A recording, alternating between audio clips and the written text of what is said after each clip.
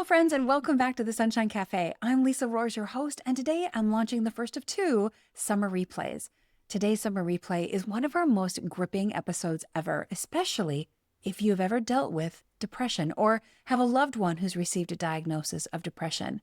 You know, it's actually possible that they're not depressed at all and that they're actually being poisoned and it's just showing up in their body in the way of depression.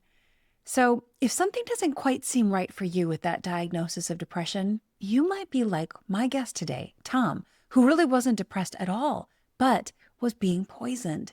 And this amazing story that Tom and his wife Jill share has already helped thousands of people by helping them learn what might be impacting their life and their health. So let's revisit this conversation today that's already helped so many people relook at their situation with a brand new light. There is so much hope, my friends. There is a solution. And maybe this story will allow you to get your life back, just like it did for Tom and Jill. Let's dive in. Welcome back to the Sunshine Cafe. I'm Lisa Roers, your host, and hey, thanks for joining me today. I'm here just to pour some positive back into your day with practical tips and stories to encourage and inspire. So let's dive in. Hello and welcome back to the Sunshine Cafe. I'm Lisa Roers, your host, and today I have a really interesting couple, a dynamic duo, if you will, who's going to share some really encouraging words with you, and I think maybe even help save you some headaches. There's nothing more devastating when you are seeking health on a journey than to get a diagnosis that really is not your diagnosis. Well, Jill and Tom have a story to share with you that might help save you some headaches in the future. So I'd like to introduce and welcome to the show, Jill and Tom Vandenheuvel. Thank you for being here. Thank you for having us. Thank you. Maybe as a point of introduction, I don't know, Tom, do you want to just introduce yourselves and tell us a little bit about who you guys are? Yeah, so I'm Tom, and this is my wife, Jill, and we've been married for 34 years. We have 3 adult children. We have a daughter-in-law, a son-in-law, 5 grandsons, and a lot of grandpups. It just seems They just seem to be getting added. And we're just going to share a little bit about our health journey and how we went from health to illness and back to health again, and kind of the steps that took, and just how God intervened at different times and walked us through that whole process. Yeah, every health journey is so unique. And, the more that I learn about different people's paths, it's just really surprising to me how unique the actual solution surfaces as well. So let's go back maybe to when kind of the first symptoms started showing up for you and how you knew that there was anything wrong that you started seeking answers for. Yeah, so maybe you can start with. Yeah, so it was 2021. Both of us had established careers. I was with my company for 17 years. Tom was with his for about 20 years. And God at that time was leading me out of my career. And I was like, wait a minute, I've done this. I plan to do this till I retire. And he just released me. He made it very, very clear. And I was like, all right, I guess I'll early retire and volunteer and who knows what. So it was December 2021 when that happened.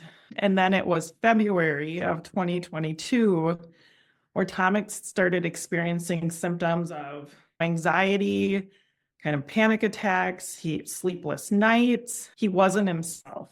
It was like, what is going on? And so at that time, we, of course, went to our medical doctor and they prescribed him some, I can't even remember what it was initially. He's been on so many. Really, looking back, I remember probably the month prior, maybe having some weird feelings at different times, and I just shrugged it off. Sure. We were in the best physical health we'd ever been in. And so I just thought, oh, these are just some weird feelings. And then the beginning of February, I went to work one Monday and I came home that night. I didn't feel well. I went to bed early. I was up in the middle of the night and it was like a switch just flipped. And I had these, it almost felt like a shakiness, but it was inside and it wouldn't stop. And then just some fear and anxiety. And that's just how it started. And it was abrupt. And I was fortunate enough to get into the doctor that same week. And I was diagnosed with depression. And so we started a low dose of a SSRI. And that's how the process started. Over the next few months, I was still experiencing these things and had still seen some other doctors, and then went and saw a third health professional, and we started increasing that dose because things weren't changing. So They said you to weren't getting any relief or any improvement with the SSRI they'd given you. Okay. no, and I was working, and that was very difficult to do my job with these symptoms. And so we slowly started to progress the dosage. And they say with these meds, it takes 6 to 8 weeks. So you just kind of keep taking them, going, okay, it's going to get better. It's going to get better. Um, and so we kept increasing the dose. And about June of 2022, my company at 20 years, you get a sabbatical. And so my sabbatical was scheduled. And so I was going to take the next month off, which was supposed to be a wonderful time to maybe, experience what retirement would be like. And at that time, I still had no relief, was still really struggling. And they also have prescribed like benzodiazepines as well, highly addictive medications. Mm. All of this time they kept adjusting doses, increasing doses. They were giving him things to help him sleep. So all this pharmaceuticals that they keep increasing, right? And he was not getting any relief, and he was having increased internal symptoms. Okay. And as a family, we were taking the advice of the doctors, the therapists, of, he just needs to go to work. He needs to stay busy. He needs to live life. He can't let this overtake him. And so we're pushing him to try to get him to do this. And then during that time, And so then I pushed back a lot. um, the things that they were asking me to do, I was not able to do. And I just felt like there was something more than what I was being told. I just felt like this, how did this just flip? And I just didn't feel normal. I just felt like there was more going on. And so then I got to my sabbatical, and like Jill had mentioned, I'm on numerous medications now. Do you remember how many you were on at that point? Probably at that time, probably 3 or 4. 3 or 4 Okay. medications, and they all interact differently. They don't tell you how they're going to interact together. It's just they're supposed to do this and that, and pretty soon you got a pharmaceutical soup. And so the beginning of my sabbatical in June, it had been 4 months on that first initial medication and nothing had changed. And so then it's time to go to medication 2. And so then we switched to that medication, and I started that medication, and probably about 8 to 10 days in, I crashed. My family could see it right away. They could see something even had changed again. But literally the only time I got any relief was sleeping. And so I literally stayed in bed for a week. I would get up from about 4 p.m. till 7 p.m. But otherwise I tried to sleep. That was the only relief I was getting. And again, hanging on to this notion that it'll kick in. It'll kick in. You're going to start to feel better. And so I did that for about those 10 days, and then I kind of hit a wall, and I'll let Jill maybe share what the next step was and where we ended up. So during that time, also when he was awake, he would just go out and sit on the deck. That's it. I mean, I had to force him to eat. I mean, before this, we were highly involved in CrossFit. We were honed in on our diet.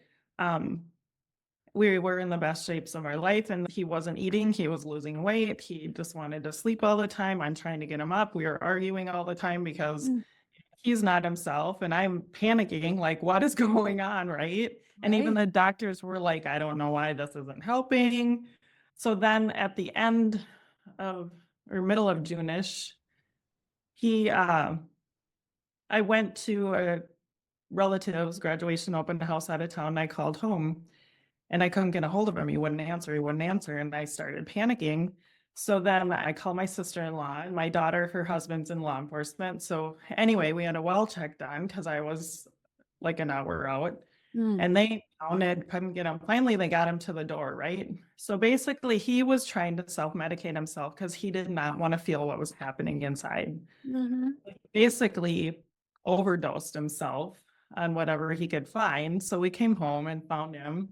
And at that point, we took him into the ER because I don't know what he all took, what needs to happen. We admitted him into a psychiatric ward for a week, just for safety reasons, obviously, and to figure out what's next. And so all during this time, I'm journaling, I'm daily in the word, and God kept showing me there will be victory. Yeah.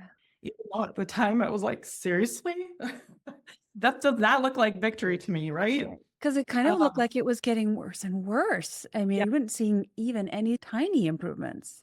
right. So at that point, I had to contact his work because he had to go on a medical leave in the middle of his sabbatical. And Tom during this time was just like, I'm not getting better. I don't know what else to do. So we switched psychologists.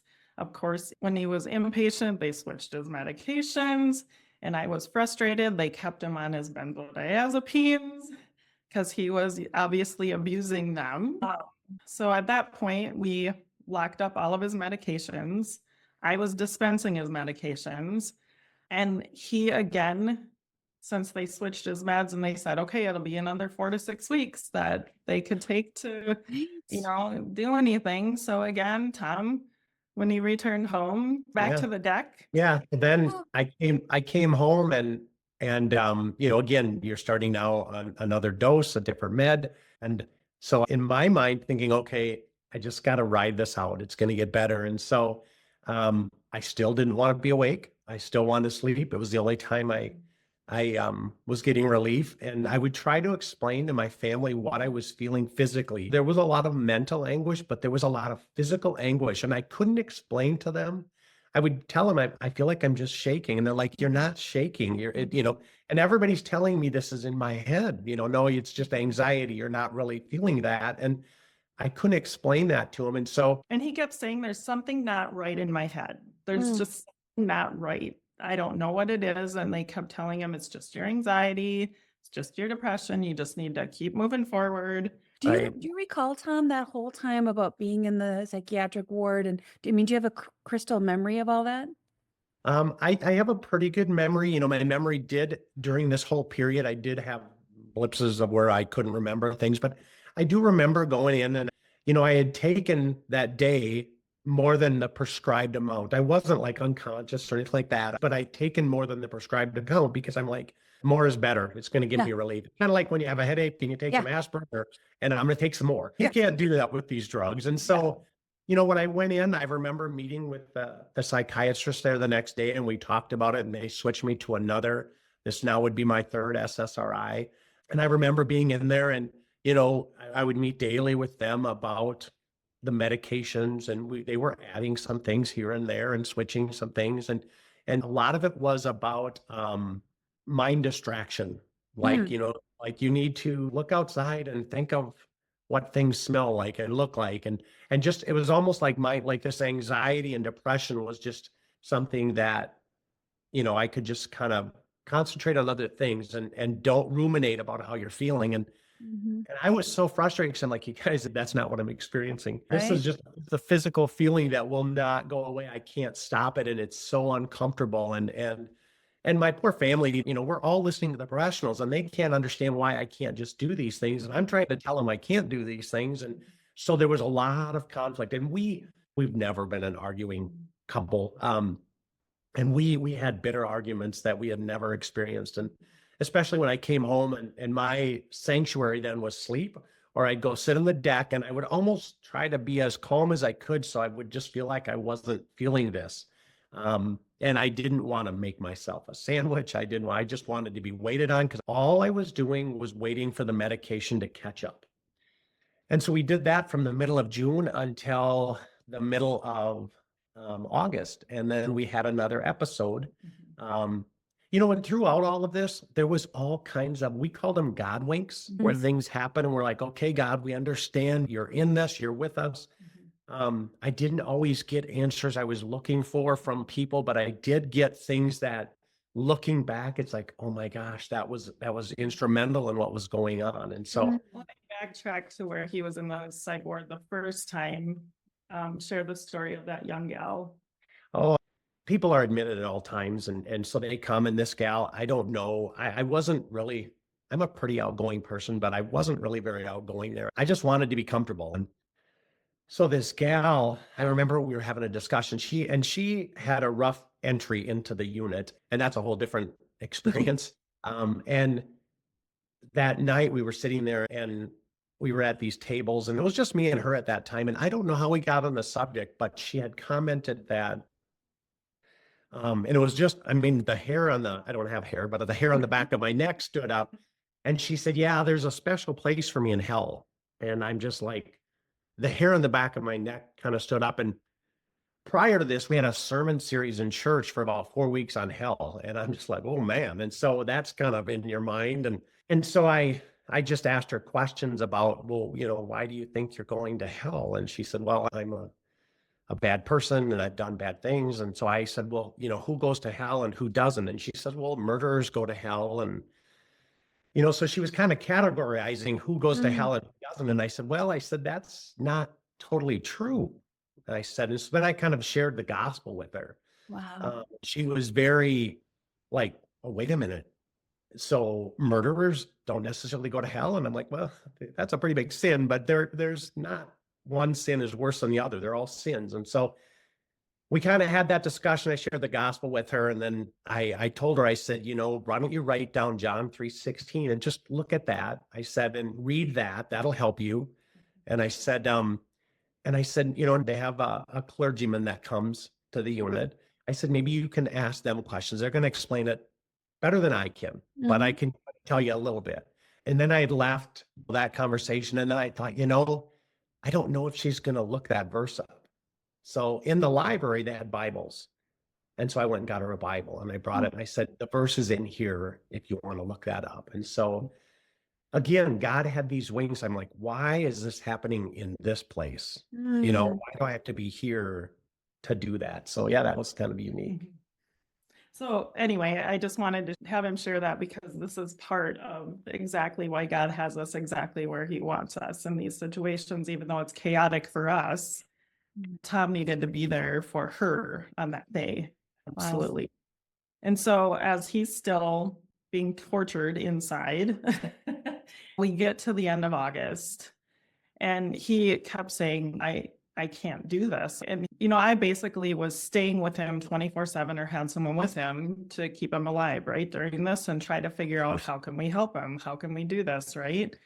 And then in August, I went to get my hair cut and then Tom was here alone and I'll let you share what happened. Yeah. So I had just had enough. And so I'll need a second. That's all right. So I decided that was it. At this time, Joe had medications locked up, but I was able to get extra benzos, the not good drugs that can kind of, my goal was to make me feel, just feel no pain. Yeah. And then I pulled my car into the garage. And so as he did that, he was in there for an hour. And by God's grace, the car quit. Seriously.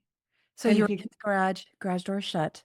Oh yeah. I had the car running, the garage door shut. For not having the capacity, sometimes I was able to pull the porch, the garage door opener so nobody could get in. I mean, it was just kind of amazing. And yeah, the car stalled and I'm just like, you gotta be kidding me. Wow. And so I'd been in there about an hour. And so then I opened the garage doors and was able to get the car to chug out of the garage. And then I called 911 and they came and I ended up back at the ER. And what's miraculous again with the God winks was being in a garage with those fumes for an hour, I should have had some damage. Actually, I flew over Mayo 1 and they thought they might have to transport me to Rochester to go into a chamber for carbon monoxide. I had no damage. Wow. Oh my goodness, Tom. And so I did not have to fly over there. I stayed in the ER. They gave me oxygen and other things. And at that point, I didn't quite understand all that. But for them, they were they were astonished that there was no carbon monoxide damage. And so hence, again, some of my poor decisions puts me back into the psych department because now we've got somebody who attempted suicide and we need to stabilize this person. And so I went back into the psychiatric department and we start switching some meds, doing some of that stuff. And as I'm in there, I've been here before. So I kind of know what that's going to be like. But on the outside, Jill has to deal with what I just did, first of all, and then I'll kind of share with what her next 10 days were like. So I was getting my hair done when his sister called me to let me know that, because he had called her to tell her that he was going to the ER and what happened. So she shared with me. Thankfully, I was with my friend. Yes. I actually called our kids and said, you need to go to the ER. I can't go. Yeah. Yeah. I just needed some time. Yeah. So thankfully, our son and daughter went up there and they readmitted him. And so during this time, I'm like, he can't come home. What are we going to do? Because I can't watch him 24/7. He's going to do what he needs to do, right? Right. And so at one point, they were actually going to discharge him. And I'm like, no. And this is just so crazy because you guys had said you had been in kind of the best shape of your life. Life was just trucking Yeah. along, things were good, and this just surfaced out of nowhere. And now you're dealing with multiple visits to a psych ward and all of these unknowns that I can't even imagine the pressure psychologically, emotionally, all of that. Yeah. And on our kids, our grandkids, like, well, I don't have a grandpa, is Right. mine's sick. What the heck, Yeah, I remember our oldest grandson is like, "Oh, Grandpa needs to get his brain fixed." We're like, yes, he And does. it's like, that's kind of it. Yeah. And Kids so, have a great way of boiling it down to the real stuff there. Yeah. and when I was there and Jill's out here kind of trying to figure out what to do, I was not the same person. I mean, I couldn't be trusted. I was lying. I was, I couldn't take my own medications. I didn't know who I was. It was like, who is this person? Um, Yeah, I didn't know what happened to my husband, and I was just trying to figure it out and try to, what can I do to help him?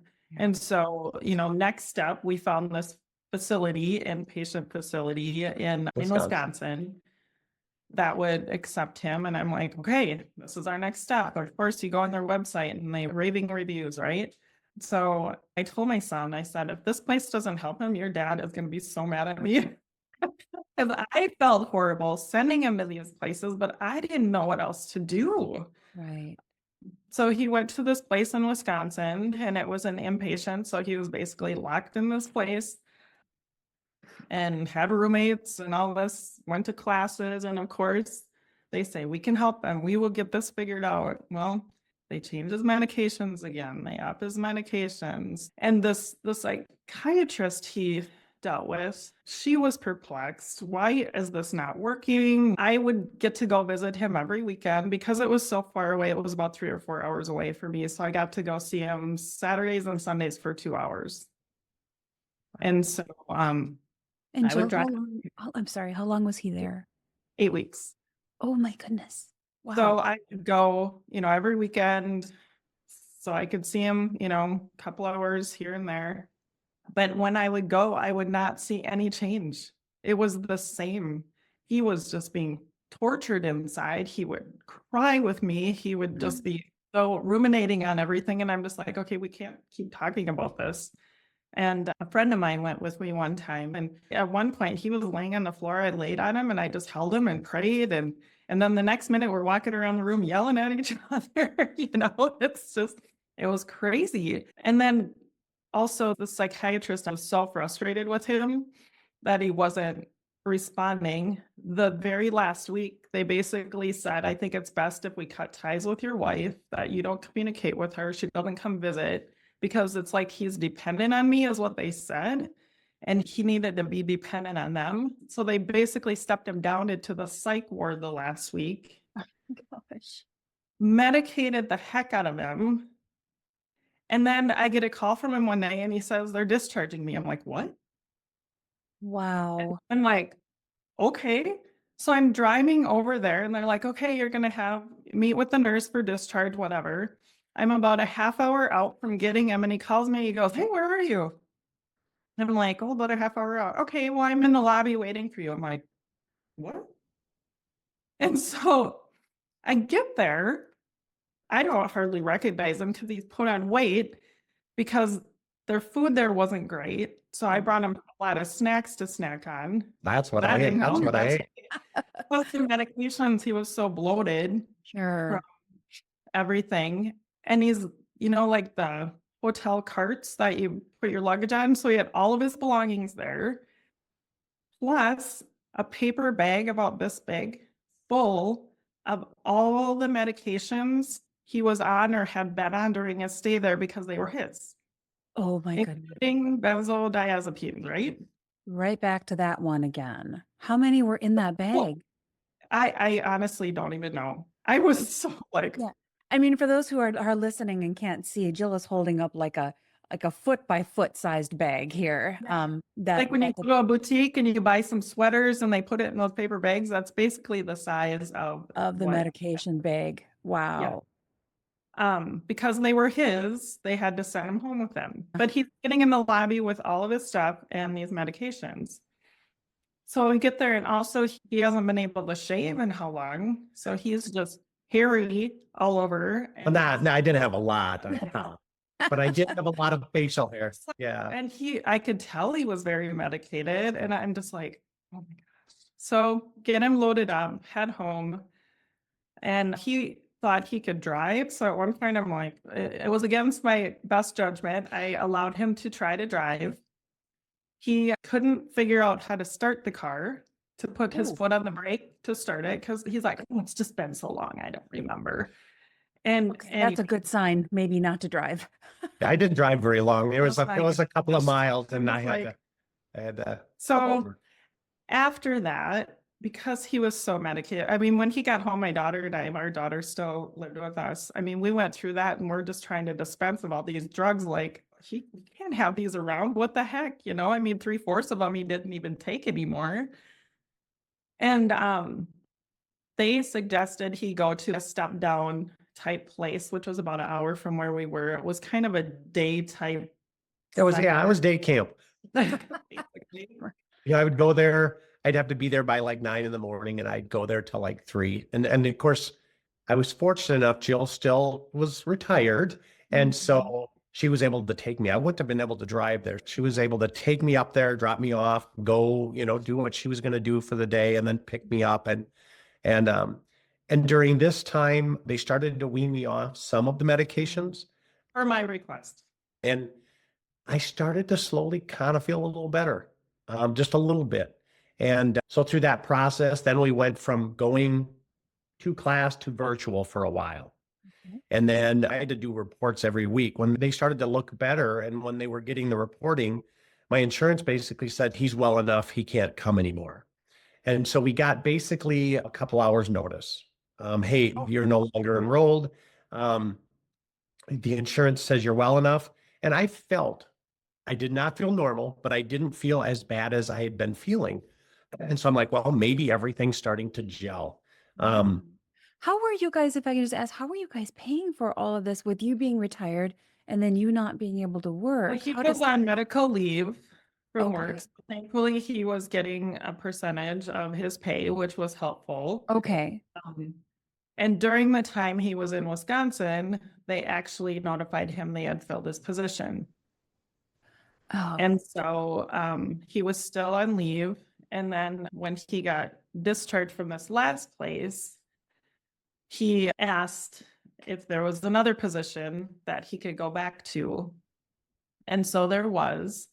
And so he was feeling a little better, and they accepted him back. And so he went back to work, gosh, in November of 22. I went back to work. It was like just the first week of December, and I worked for about 8 weeks. And about 4 weeks in, I crashed again. I remember calling Jill like, it's back. And I don't know Okay, so why. you had kind Or- of weaned off the drugs and then Well, all of them. Not He all of just them. got down to acceptable dose instead of a crazy high dose. Yeah, but I'm still probably on at least 4 meds. I mean, I was still doing stuff for sleep. I was still on anxiety med, and then I was on some supplement anxiety meds. And so I was probably still on 4 or 5 meds, maybe even 6 or 7. It might have been, yeah, it probably was 6 or 7. And so I had this whole array of stuff I was taking, but I started to feel better, went back to work, kind of had a relapse, struggled for about 4 weeks to really do my job.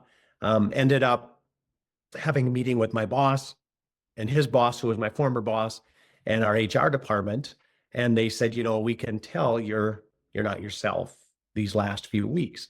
And I said, yeah, I'm not getting any better. I don't know what happened. And so then at that point, they gave me some options of what I could do. And one of the options was to go on leave and try to figure this out and get healthy. And so I didn't know what we were going to do, but I chose the leave of absence again. That allowed me to go back onto disability. That's an insurance that we had. And so at that time, then I was done work. Now we got to figure out what we do. And up to this point, and I'm not against Western medicine, they have their place. If I break my arm, you know, a supplement's not going to help me. I need to go see a doctor. Western medicine has their place, but in this instance, with my general health or whatever I was experiencing, we're like, this isn't working. We can't look for this type of place again. And so Jill, thankfully, started to really research some things. I'll let her share a little bit about that. And up to this point too, he had numerous therapists, EMDR therapy. I don't know if anyone knows what that is, but so, I mean, throughout all this, we were trying everything possible that we could, that they were recommending. Okay, try this.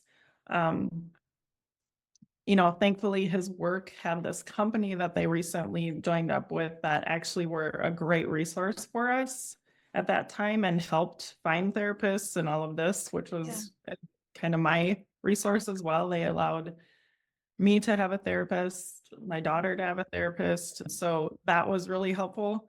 But then we kept saying, we need a redo. This isn't working. What can we do to make this better? And, we had touched a little bit into kind of holistic type things. I loved the theory of holistic, what God creates. Obviously that should help, right?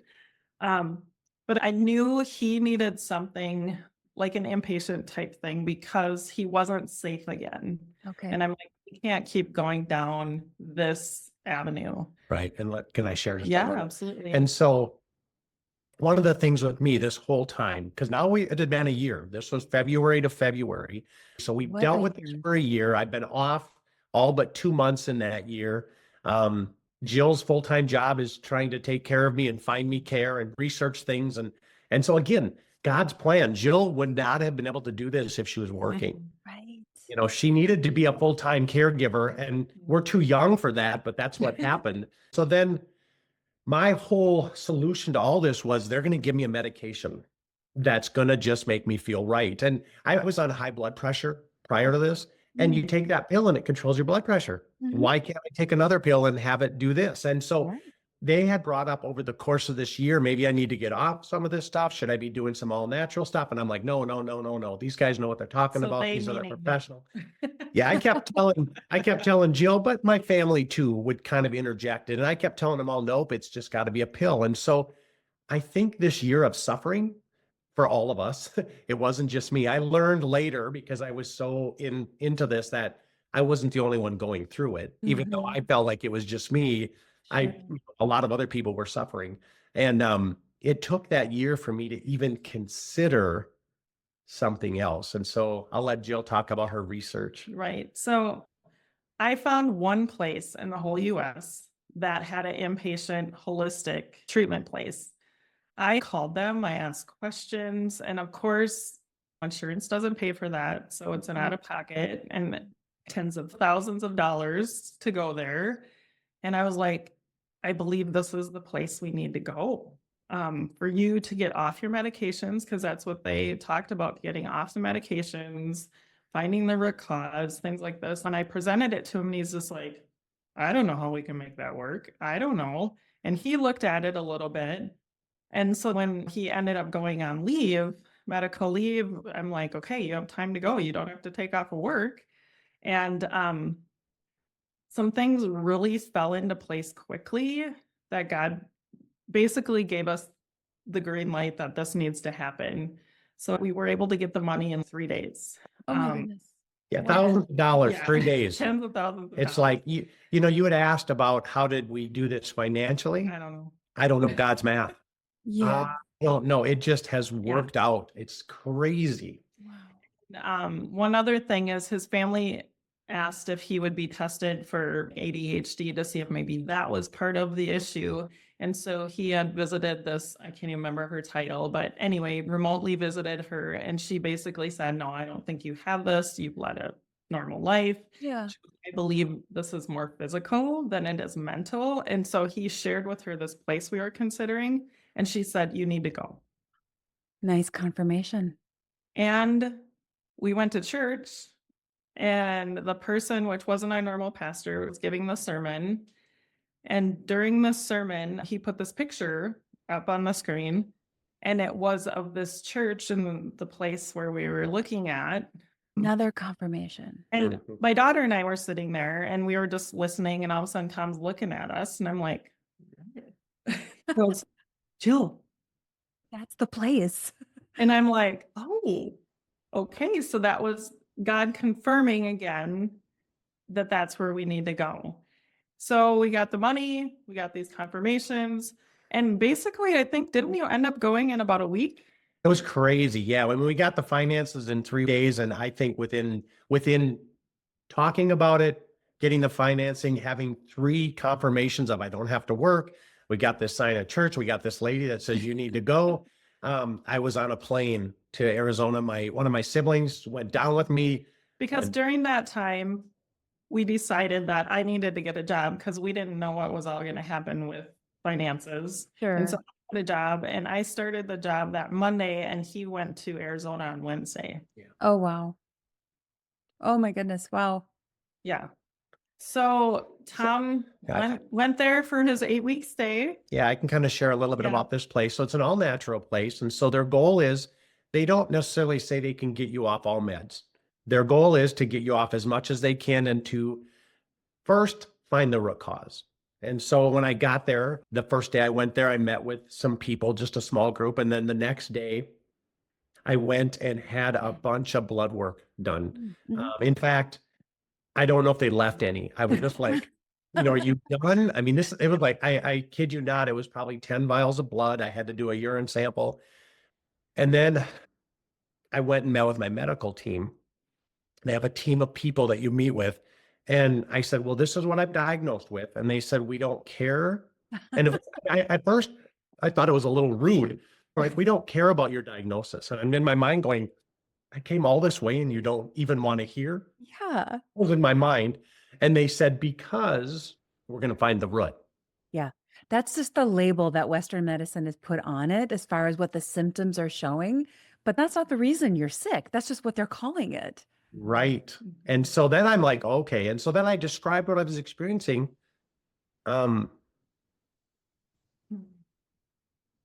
They named it. Yeah. They said, we know what's happening. It's called akathisia. We'd never heard the term. And they had a brochure that they showed him, or a flyer. And it's basically only caused by pharmaceutical drugs. Unbelievable. So they say it's the psychiatrist's best kept secrets, whether they don't know what it is or they don't share. But basically, I'll kind of read through. The physical akathisia includes electrical currents running through body, brain, bones, muscle, skin, core, everywhere. A burning as if acid is running through veins and brain. Indescribable inner movement, a terrible, unbearable shaking, exploding, vibrating, juddering, pulsating, nonstop convulsion. And so just those things there, I had a buzzing in my head for the longest time, and they would just tell me, oh, it's just anxiety. And I'm like, this isn't, it was weird. And then I also finally figured out, and they described it, that those inside tremors, it's like having a seizure in your body. And that's what I had the whole time. That it never went away. And that's what I couldn't explain to my family when I said I was shaking. Yeah. Inside, it wasn't my hands outside. And so I'm finally like, oh my gosh, that is what I have. That's what I'm experiencing. So as awful as this was, it was like, oh, finally, at least we know, somebody finally can tell me what I have. And they're not saying you're crazy, that it's just something you have to ignore. They're finally saying, no, this is something we've seen before. And what's Yes. crazy is this was before any of the blood results or the urine. This was the next day after those tests. Those tests didn't come back for another week. So we didn't even know what the root was, but they're like, this is what you're experiencing. And so they actually put him on 2 pharmaceutical medications. One was a beta blocker, and I can't remember the other one, but those were to help those symptoms until Okay. he could get off the medications. Yeah. And so then what kind of transpired in Arizona was they had to find out what it was, and they found out what it was. And there was really 3 things wrong with me. I had a toxicity of metal in my body, Mm-hmm. and that can simulate anxiety. We all have these things in us, but in my case, what had happened was it boiled over. Mm. It just got to where my body couldn't handle it anymore. It got to a level where it was unbearable, so to speak. And then I had 2 hormone imbalances. So that's what I had, was a high metal and 2 hormones. So basically, testosterone was low and his cortisol was super high. So they said his organs were exhausted. Sure, that makes Having sense. cortisol so high for so long. Yeah, my cortisol had been high for a year. And so that's why I was so restless and I just wanted to sleep because I didn't want to feel that stuff. And so that's what the blood work and the urine showed. And so then now we have a plan of attack. And so the attack was we're going to start lowering these meds. We're going to supplement you with natural supplements. The diet was extremely strict. No soy, no dairy, no sugar, no gluten. It was whole foods, all organic. I mean, you got no pop, you got no caffeine. It was really strict. They had a chef, and so they made our food. I don't even know if they allowed us to buy food. I think they did, but they had to read all the labels. And this was crazy. As 50 years old, having people do this for me, I'm like, this is nuts. I actually seen a dentist while I was there. They took out my metal fillings. Nice. Good. Good. Mercury wasn't my issue, but it actually ended up being tin. So diet, clean diet, going to start lowering prescription, put you on supplements. And then I had to do a heavy dose of detox.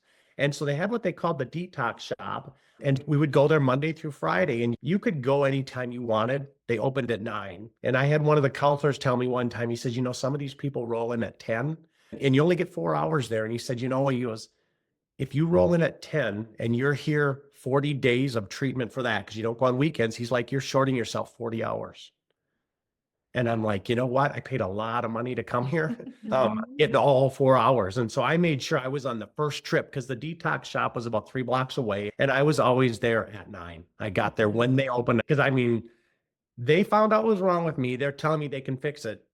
I'm all in. And so I would get to the detox shop and you'd meet with a nurse every morning and she would take your vitals.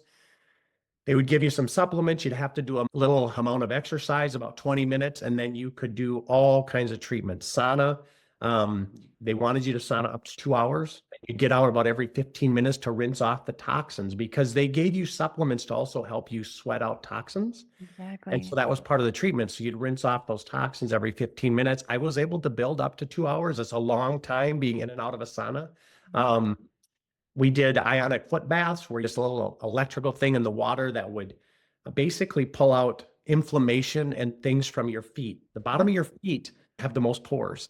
Glutathione, I did that. Like a nebulizer treatment. Yeah, they had chelation IV therapy to help get the metals out of his system. I mean, there was all sorts of. And there was some that weren't very pleasant, but I did them all. She's like, what about this one? Most people don't want to do that one. I'm like, if it'll help, I'll do it. I mean, I'm like, listen, we're getting whatever we got to get straightened out. And so, and this is, Arizona in February and March. So you'd think it would be a great place to be. It was a beautiful country. I wasn't excited to be there though.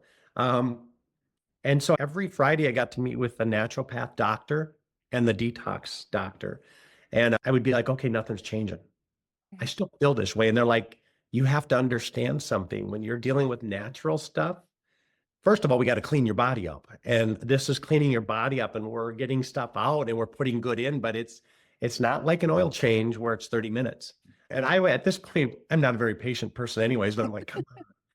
And so we got to about week 6 and it was a weekend. I went through my 6th week and I was on a hike. We used to take hikes because this is a really beautiful mountainy area of Arizona. And we go on hikes. And so we were on a hike and I just felt different. I'm like, I feel a little bit maybe better. I don't know. I mean, I don't feel as bad as I did. And that was it probably had been happening.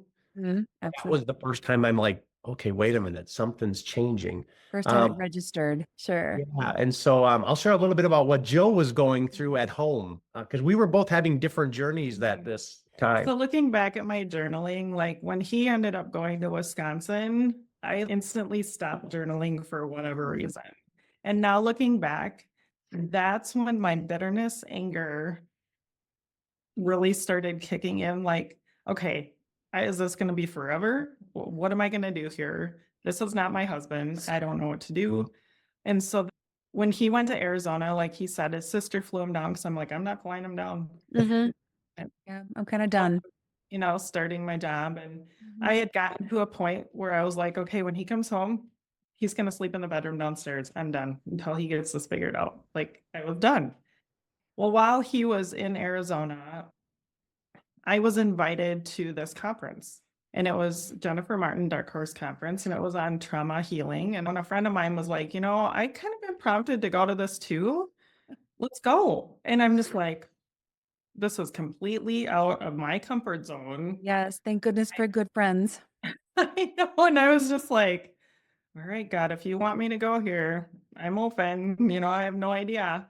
And when I went, I was open to it. But that first night, he delivered me from my bitterness, my anger, my trauma. It was crazy. I'd never experienced anything like that before, but I was so thankful. And even someone I had just met there that next day, I kind of shared because it was like God revealed it to me that that's what happened. And she was like, I can see a difference. What the heck? And even before that, my girls, they were talking about having an intervention with me because I had gotten so bitter and negative about things. And I was like, really? Yeah. Probably a week before that happened with Jill, I was talking to the kids because that's the only communication we had was phone calls when I was in Arizona. So I'd call each of the kids and talk to them. And I remember talking to the girls and I'm like, you know, when I talk to mom, she's angry. I mean, she's just angry when we talk. And of course, up to this point, I hadn't noticed a difference. So I'm getting nervous because it's like almost go home time. Uh-oh. And I remember the girls saying, well, we're thinking that we're going to have an intervention. We're going to sit mom down and tell her she's, you know, what is her problem? And I'm like, well, a couple things. I didn't tell you to do that because she's not happy with me. So don't be saying dad said. Yeah, right. You guys do that if you're comfortable. I said, I think what we need to do is pray. I said, let's just pray for mom. And so it was interesting again, through this whole journey, and we had these God winks, even in the stuff we've told you, there was God winks, but these were some big ones where it's like, they told me this. I'm like, let's pray about it. She goes to this conference, was just totally not in her wheelhouse and is delivered. Now, one didn't know about the other. At this point, Jill didn't know the kids were telling me this and that I was telling them this and that we were praying for her. And so someday when we get to see it all, it's going to be like, oh my gosh, Yeah. wow, just the plan he had. So the timing of this also, that weekend that I was freed, that's when Tom, it was week 6. So God freed him as well that weekend. Wow. So when I called him, he was out on a walk, I guess, with the group. And that was the first time in a year he'd actually listened to me. And it wasn't focused on him. And I was like, okay, all right. And my kids could see a difference. You know, they were like, okay, mom, tell me about it. My daughter bought me flowers, you know, and Oh my God. so also, we needed to find somewhere for Tom to follow up when he got back because he wasn't done with his like chelation IV treatments and things like that. And it was like, all right, where are we going to go? So I'm researching that, trying to find a place. And luckily we found somewhere about an hour away from us that we had never heard of, and this little diamond in the rough, right? And so Arizona had called him and he's like, absolutely, I'll take him on as care. And so we went there and we continue now, still seeing him there, but they finished getting the metals out of his body. They finished detoxing him and weaning him off of his medications, his pharmaceutical medications. And it took about a year. Yeah. So when I got to week 8 and I had to come home, I was feeling a little better. I'm like, okay, this is working. It took longer than I wanted to, but I'm like, okay, maybe this is it. And wasn't feeling great. The shakiness was gone, but, had a lot of nausea and just some other things that were going on. But when I got home then, yeah, I finished up my chelations. I had a few weeks left of that. And then he sat down with me. And when I was in Arizona, they treat so many different people. They kind of give you a baseline of supplements. They got to kind of get you almost baseline. And so when I got home, the doctor here said, okay, now we're going to kind of specialize in what you need. Yep. And so he kind of changed my regimen of supplements. And then I finished a few treatments. And then over the course of the next year, I thought it would be 3 months. I'm like, hey, we're rolling 3 months. I'm going to be off these prescriptions. I'm going to be great. And this was April of 23. And so probably January of 24 is when I'm like, okay, I kind of feel like I'm coming back. My memory was still not back. I had actually went back to school because I was going to go into a different work field. The position I had was filled. When I went back, what was going to be offered was not something I was interested in. And so I'm still on disability, but I went back to school and I had a heck of a time retaining anything. Jill and I would watch a movie. 2 days later, we'd tell our small group. And she's like, yeah, we watched such and such a movie. And I'm like, we did? Wow. I couldn't remember. I knew we watched a movie. I couldn't tell you what it was. So my memory was not back yet. But by January of 24, I started to feel better. I was slowly getting weaned off of medications. And it took until June of 24. So we started this in February of 22 when I took my last small dose of a prescription drug. Wow. And they were able to get me off of actually my high blood pressure medication and another medication that weren't related to this. Wow. So I'm on nothing for prescriptions. And I was on some of those for 15 years prior to this whole episode. And so, probably the biggest thing for me, I mean, other than finding out what it was, anybody going through what we're going through, but not just what we're going through, anything, I'm not a doctor. And I can't tell you that they can fix everything, but I think a lot of things that people are diagnosed with, that's a symptom. Yeah. There's a root. And if you want to find out the root, I think that it's not going to be easy, but I think there's other options. And, I look back, I was on over this time period, we're talking a year of really kind of, let's try this, let's try that, 23 different medications. Wow. And just 7 at a time sometimes. And so all of them were very high doses. And so when you look at that and you think, they say this drug does this, but what happens when you put 7 of them together? Exactly. And you have prescription soup, and this one will help that, and this one will help that. And then you wonder why I didn't have a memory. I was feeling this, I was feeling that. Every single pharmaceutical has side effects. Every single one of them. And when they test them, they test the one. They don't test them together. so they don't know what they do together. Right. Oh, and again, we're not knocking Western medicine. I have very good friends that are doctors and nurses. Jill was in that field for 17 years, but I've just learned for me personally and for our family, there's a place for Western medicine and there's a place to let, God, he created it all. I think he's created the cures, and I don't think the cures come in something we've made. No. I think it comes in stuff he's created, and people can say that's crazy. And I would have never been a believer 2 years ago. And that's part of the reason he probably had me go through this. He's like, I got to teach you a lesson, buddy. But and it's not all or nothing, right? It's like when you have a fever, your child's got a fever, you want that acetaminophen. When you've got an infection, you need that penicillin. When you've got an allergic reaction, you need that EpiPen. I think because of the successes that Western medicine has had on some of those acute kind of treatments, we think that those kinds of treatments work for everything. When in fact, when you've got metal toxicity or you've got those kinds of things going on, even long-term depression, inflammation, so Western medicine has not cracked the code for inflammation yet. They keep trying to throw things at it, but I wasn't sick because I had a shortage of steroids in my system. My body wasn't nutritionally deficient of steroids. So yes, I just want to restate that that's so important that Western medicine has some beautiful outcomes. And it's the reason that they have these miraculous outcomes that we are thinking, oh, let's just apply it to everything. But in fact, we do need to have balance. Yeah, I would say, your general health, you got to get to the roots. And I have, I think, and we live in a world and we live in a time when it's not just with our health, it's with everything. You want it now. Yes. And so, hey, give me that pill. I'm too busy to worry about this. Just give me a pill. I'll take the pill. I got to get back to work. I got to get back to that. And unfortunately, life was cruising and we were just living it and life was great. And we hit this and it was like everything changed. It's like, okay, everything now is going slow. And even to this day, I mean, we are both out of the fields we were in, exploring new things. And we have to give that to God too, because it's like, okay, God, I don't know what next month brings or tomorrow. And so, we've also learned a lot of that. People say you got to live day by day and trust him day by day. And I think we thought we did. But it's real easy when you're cruising along and everything's going good. And it's like, thank you, Lord. Thank you, Jesus. And then you hit this and then it's like, okay, you're all I have.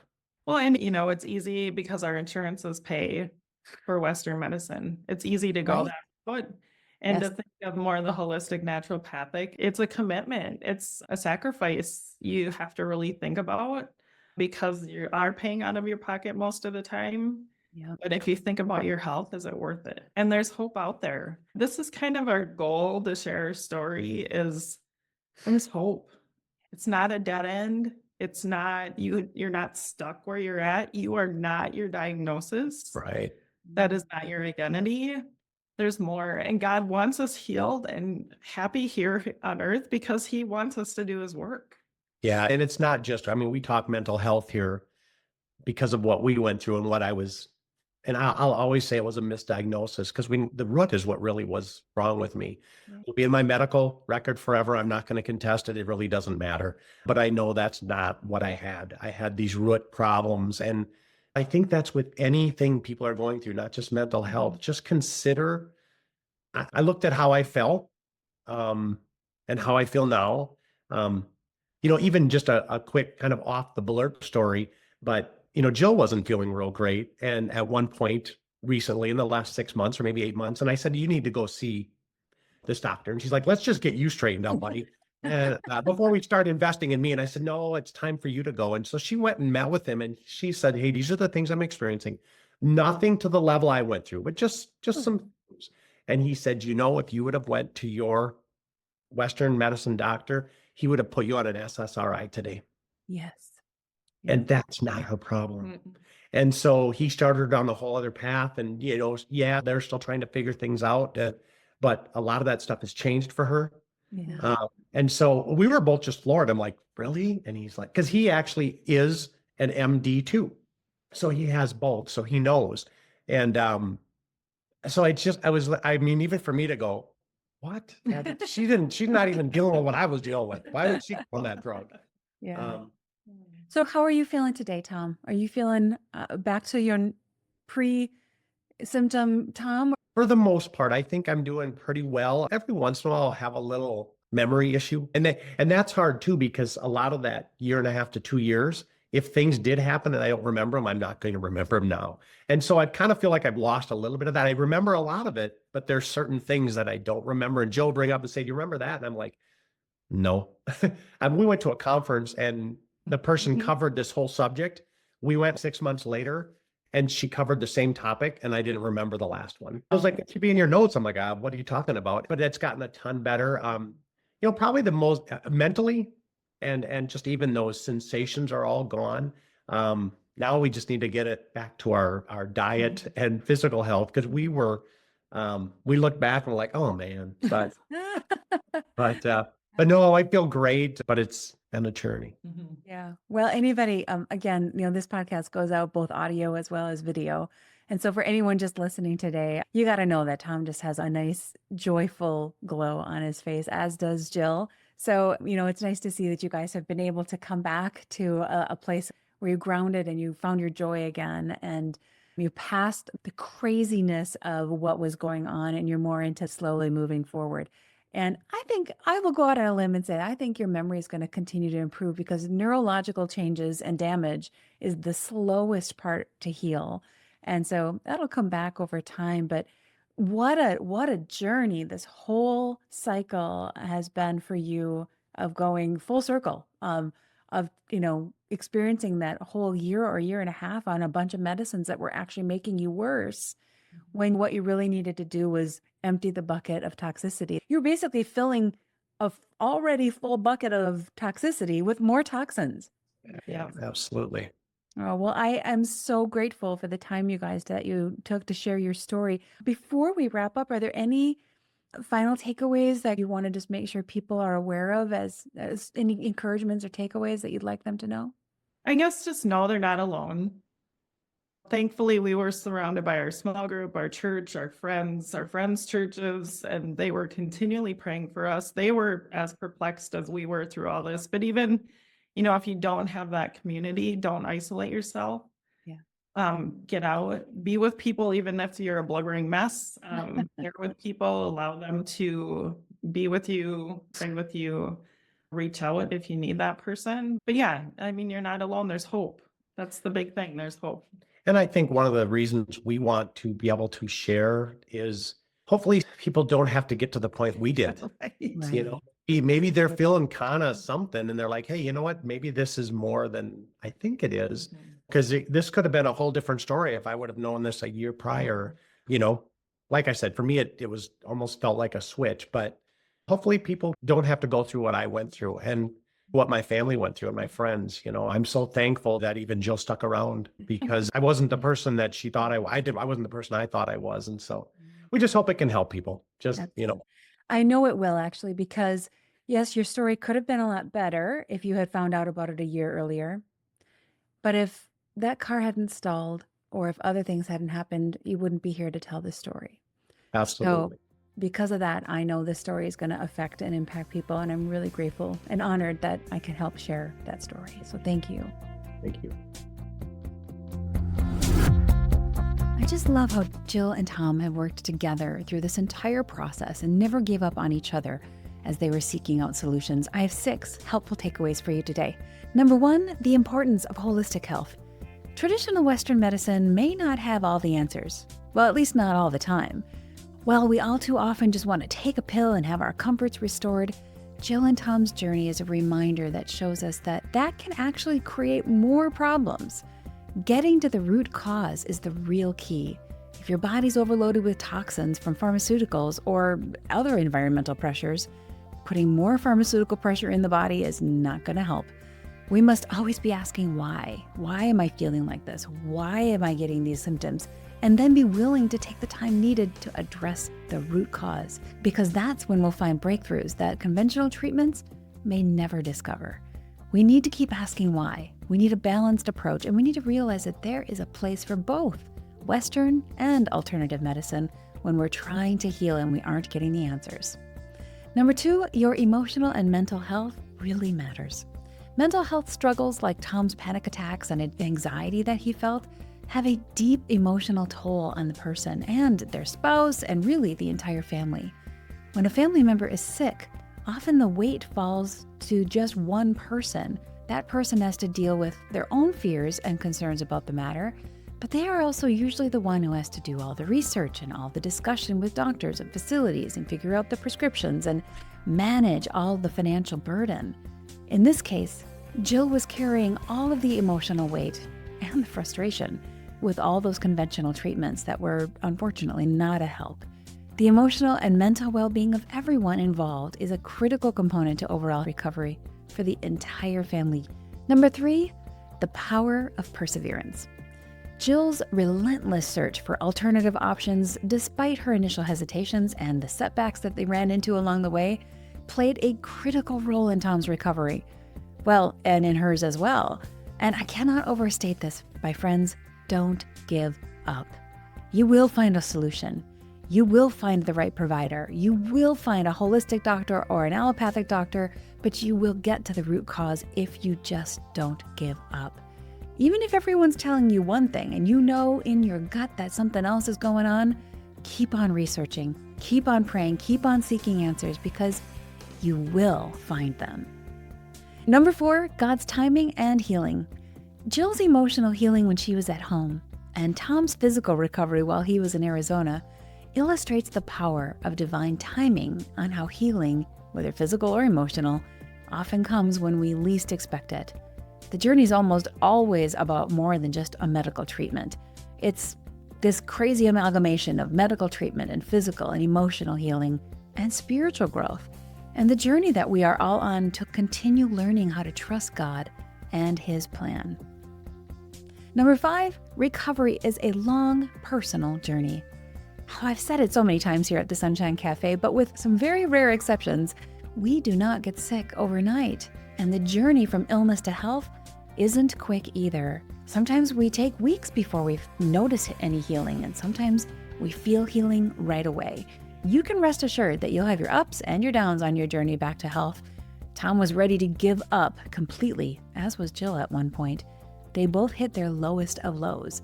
But the process that God allowed brought them through that storm to the solutions that they needed for long-lasting, permanent health that stemmed from permanent changes. And consistency was the key, as well as Tom's relentless dedication to do whatever he had to improve and get healthy again. His commitment, his consistency, Jill's perseverance, and the huge helping of prayer and support that they got from their family and their community, that's what got them all through this. And they are forever changed because of it. And finally, number 6, the God winks. Throughout Tom and Jill's journey, they experienced countless God winks, moments where God's presence was unmistakably felt, guiding their decisions and confirming their path. From miraculous provision that made treatment possible to divine timing that opened doors for Jill to be the caregiver, every step in their journey was marked by God's faithfulness. These God winks remind us that even when we don't fully understand what's happening, God does. He is always at work, guiding us and using us through the process to not only bring healing to our own lives, but to impact others along the way. No matter what the struggle is, there is always hope, my friends. And God is working behind the scenes, leading us to healing and transformation, and amazingly, helping us be changed physically, emotionally, and spiritually along the way, all for the better. Thank you so much for joining me today. If you will, please share this episode. You just never know what kind of encouragement might be in this conversation that someone else needs to hear. So pass it along, share it, like it, and subscribe. Let's work together to flood the world with more encouragement. Until next time, my friends, stay encouraged and be inspired. We'll see you right back here next time at the Sunshine Cafe.